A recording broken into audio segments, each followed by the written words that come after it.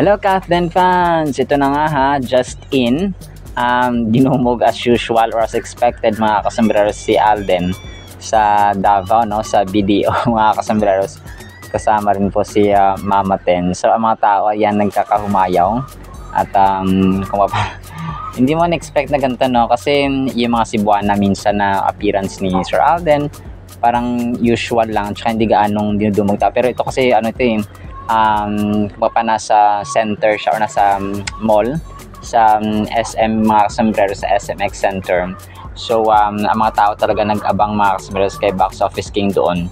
So nag-expect ako ng ano, pero hindi ganito na grabe. Parang nagpo-promote sila ng Hello Love Again ka rush yung mga tao mga kasambreros para masilayan, no, ang mukha ni at presensya ni soon to be pilot mga kasambreros, Captain Alden Richards or RJ Fulkerson mga kasambreros. So nakakatuwa kasi mainit talaga ang pagtanggap doon sa sa BDO or sa Davao mga kasambreros, na kung tutusin ay malayo sa Maynila. O syempre, no, nationwide nga yung HLA nila. So ito ay bumabalik yung alaala na nagpo-promote sila ng Hello Love Again ni attorney mga kasambreros. So nakakatuwa lang din. And then ito, si Ma'am Catherine naman, parang may behind the scenes sila na nakuhaan ng fan, kung saan ay kausap niya sina Ma'am Uge, Sister Donnie mga kasambreros, na parang wala nung casual na nagtatawanan at saka nag-uusap mga kasambreros. So parang ito yata yung nag-check sila ng morning routine sa bawat PGT 7 judge mga kasambreros.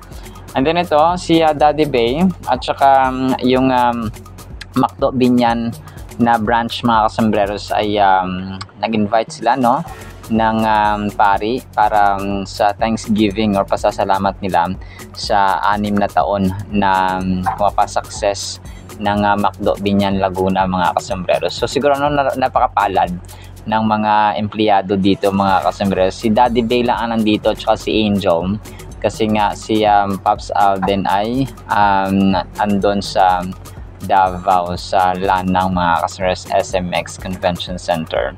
So 3 PM pa yung start ng kanilang fiesta, na kung saan ay magpa-participate si Pops Alden. So mag-abang tayo ng mga ayuda mamaya mga kasambreros.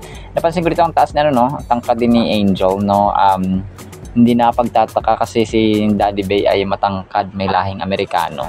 Ang tatay, ang daddy, ang pinakamamahal na daddy ni Box Office King. So si Father dito medyo ano siya, no, hindi ito yung si Father Joseph, sinabi yung ano, yung father na close ni Sir Alden. So hindi siya ito, yung kanilang ano, siguro hindi available si Father. And then ito, sobrang kulit, no, nag-post ang isang fan nung naka captain suit si Pops Alden. Sobrang lupit mga kasambreros ng inyong Box Office King dito sa kanyang future outfit. Alam ko ano to eh, sa isang palabas niya dati. Nakalimutan ko yung title niya mga kasambreros, pero ito yung kanyang parang role doon. So nagkaroon siya ng outfit na ala piloto or parang kapitan sa barko, parang ganun din mga kasambreros. And then si Ma'am Catherine, so kinumpare si Ma'am Catherine, no, kay Ma'am na Liza Soberano. Para sa akin walang comparison dapat na mangyayari, pero isang fan dito is Catherine Bernardo versus Liza Soberano. So eyes, yung mata nila kinumpara, yung kanilang yung kanilang ilong, yung kanilang yung kanilang lips and so on mga kasambreros, yung yung kanilang appeal. Tapos ang winner is pareho silang winner syempre mga kasambreros, kasi maganda sila in each and every uniqueness and kasi individualism eh. Si Ma'am Liza iba rin, no, si Ma'am Catherine iba rin yung kanilang kani-kaniyang appeal or kani-kaniyang mga feature mga kasambreros when it comes to physical and social and yung pagkatao nila. So hindi lang sa physical kundi sa pagkatao nila as a whole mga kasambreros. And then ito si kay Daddy Bay pa rin, kay Alden pa rin ito na story mga kasambreros. Parang additional picture nila dun kasi hindi sila nakaharap dun sa ano eh, sa ito yung piloto na kumbaga pa nag-guide at nagtitrain kay Sir Alden mga kasambreros habang sila ay nagmaneho. So additional picture ito kasi nung in-upload ni Daddy Bay ay hindi siya nakaharap. So ito po ay nakaharap na talaga sila sa camera. Tapos na siguro yung kanilang training kasi naka-landing na sila. Kung kaya ay ready to face the camera na ang inyong Pops Alden, ang inyong soon to be pilot at saka si Sir na si first time landing. So sabi dito first time landing an A3205 flight simulator. #Chichas Quiero. So ganun siya mga kasambreros. So we're so excited. Alright, so yan na actually sa ating captain items ha. Abang-abang pa kayo. At para po sa ating word of God ay sobrang ganda po nito mga kasambreros. Ang title po natin, Kanlungan.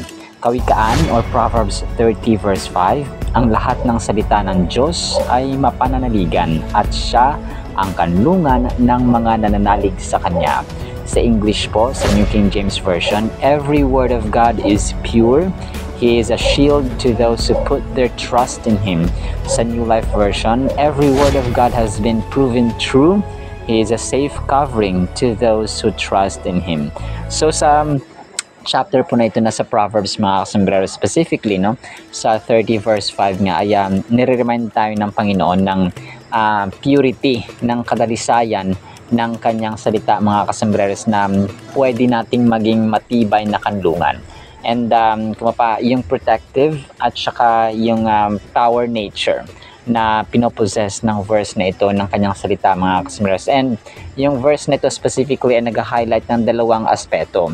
Una, purity ng God's word at saka assurance of safety para sa mga nagtitiwala sa Kanya. Take note sa mga nagtitiwala sa Kanya. And each word that comes from God is described as pure, implying that it is free from any form of deceit, corruption, or harmful intentions. This assertion invites us to recognize that God's promises and commands hold a weight of integrity that we can rely upon. So, ang pinagkaiba kasi, hindi naman lahat ng tao kunwari, mangako sila.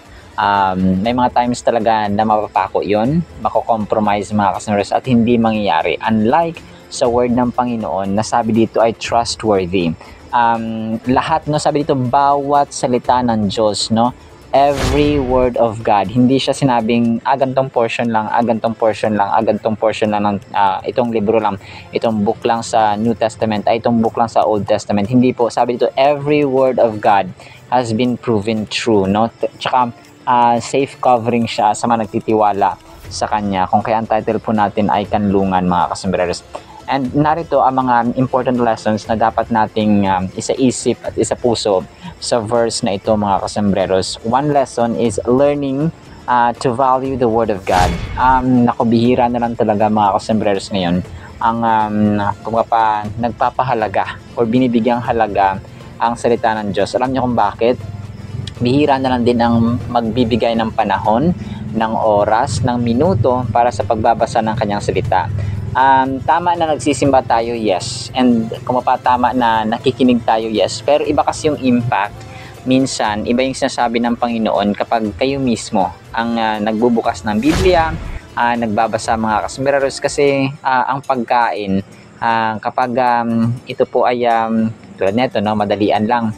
So, pwede nyo i-replay. Pero kung kayo po, pwede nyo siyang balik-balikan kapag nasa Bible. So, madidigest nyo siya ng maayos. Parang pagkain na kapag nagmamadali ka, hindi mo na nguya ng maayos, hindi na digest ng maayos, ay mag-iimpatcho ka mga kasambreros or hindi ka matutunawan.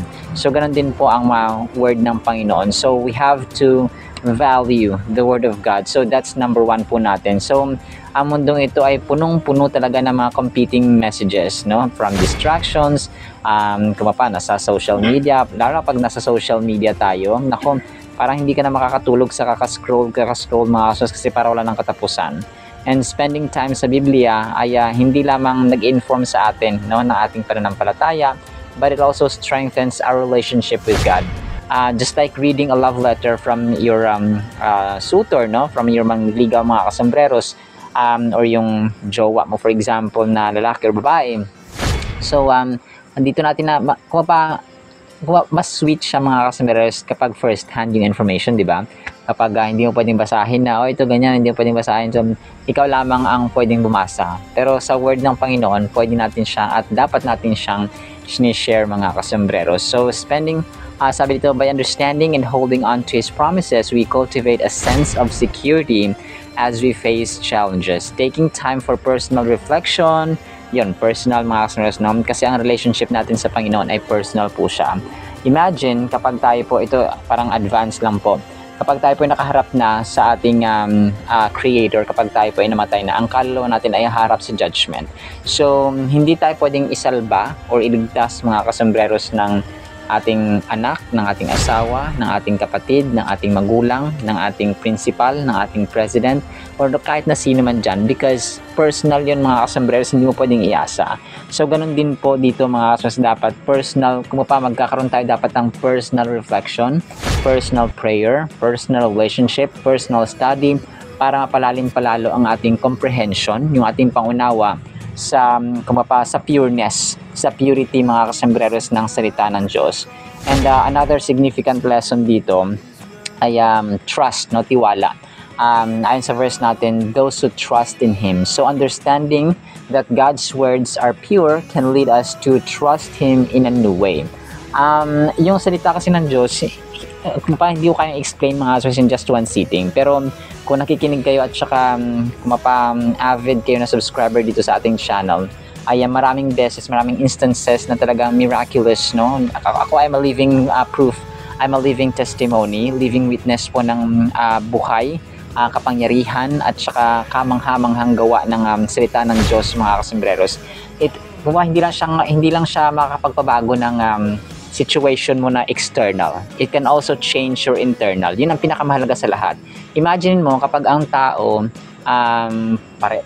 yung magarbo parati yung sa bahay, no, material, pera, walang problema. Pero yung internal nila, yung puso nila mga ay hindi na bago, na hindi puno ng pag-ibig, hindi puno ng pag-unawaan, hindi puno ng humility, hindi puno ng understanding and so on. So ang mangyayari, magbe-base na lang kapag merong material things, kapag may pera, okay ang relasyon. Kapag wala na yung pera, since hindi okay yung puso, ay magkakawatak-watak, no? Magsisisihan, magyayabangan, at saka sira mga aspects, hindi maganda ang relasyon ng pamilya as in general. So kung kaya napakahalaga, kasi kapag personal, kapag tayo po ang nabago, imagine mo kapag nanay mo nabago, kapatid mo mabait, lahat kayo loving mga kasombrero, no? Hindi man perfecto, may mga misunderstanding minsan, pero nandun yung love kasi nga nabago tayo inside. So kung nabago yung ating internal, yung external po natin ng mga actions, no? Kasi kung ang puso mo ay puno ng love, ang lalabas sa'yo ay puno ng love, actions mo puno ng love, words mo puno ng love. So ganun mga kasembreros. So kung kaya in-encourage tayo na gawing kanlungan, kasi ang salita ng Diyos talaga ay tested, proven, and true na talaga ito mga kasembreros na dalisay, at saka mapapanaligan natin siya. No, we can trust in the Word of God mga kasembreros. Kung kaya I also pray na ma-encounter ninyo at saka magkaroon kayo ng personal reflection sa inyong mga tahanan, no, sa inyong kaloob-looban mga kasembreros in particular. Alright, so naman po in the meantime nawa po ay pagpalain po tayo ng pag-ibig, pananampalataya at pag-asa in the mighty, holy, sweet, magnificent name of the Lord Jesus Christ, the source of word that is miraculous and amazing and powerful. In Jesus' name we pray, amen and amen. See you sa next segment po mga kasembreros, and paalam po. I love you all.